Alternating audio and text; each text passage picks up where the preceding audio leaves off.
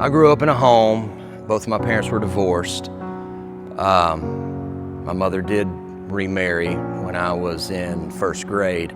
My dad and my mom, they really weren't active in church. So I remember as a child, my older sister, I had one of those children's Bibles, and she would read stories to me.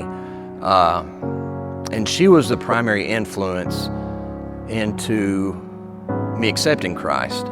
I remember I was around the age of 11 or 12 and was at a Southern Baptist church here in town. When it came time for the invitation, I went forward and I prayed the prayer to receive Christ. And right then and there, I gave my life to Christ. But following that time and several years after that, I was never discipled.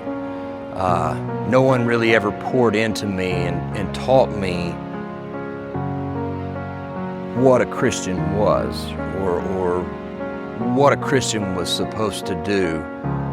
Looking back and seeing how God has worked in my life, even through those bad decisions and those times that I was very selfish in what I wanted to do. Those times when I didn't acknowledge Jesus Christ as Lord, because it doesn't matter if I acknowledge Jesus as Lord over my life. Jesus is Lord. That doesn't change. But there were times where I didn't acknowledge Jesus as Lord. I didn't put Him first in my life. During those times, I went down some pretty shady roads. I had struggled with drug abuse, premarital sex, having children before I was married. But even through all of that, even through all of my bad decisions, even through that period of me not acknowledging Jesus as Lord over my life, He never gave up on me. He never stopped pursuing me from the time when I left town, because if I didn't get out of this town, I was going to die from a drug addiction. I was so strung out on cocaine, if I didn't leave, I was going to die.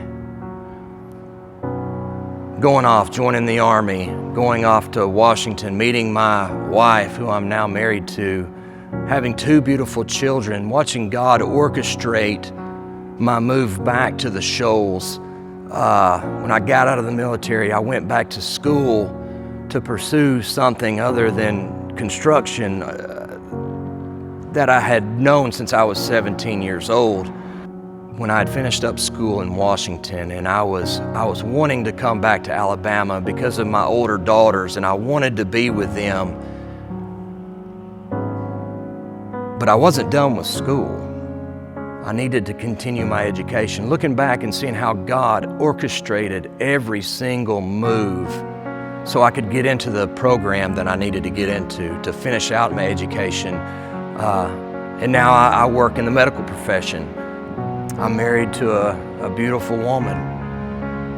She's put up with me for 10 years now, and I've got two more beautiful daughters, 4 daughters, all healthy, all good kids, great kids. And all of that is because of Jesus Christ. It's not about me, and it's not anything that I've done. It's allowing Him to work through me. There's scripture that I want to read. It's 2 Corinthians 12, verses 8 through 10. It says, "Concerning this, I pleaded with the Lord 3 times to take it away from me. But He said to me, 'My grace is sufficient for you. My power is perfected in weakness. Therefore I will most gladly boast all the more about my weaknesses, so that Christ's power may reside in me. So I take pleasure in weaknesses, insults, catastrophes, persecution, and in pressures because of Christ. For when I am weak, then I am strong. Not only did he reach down and save me, but he's saying, you know what, Michael? My grace is enough for you. And it's free and it's unmerited. I don't deserve it. So when I look at things in my past and I look at all that sin in my life, and I put that up against a holy God, there's conviction, of course, but at the same time, there's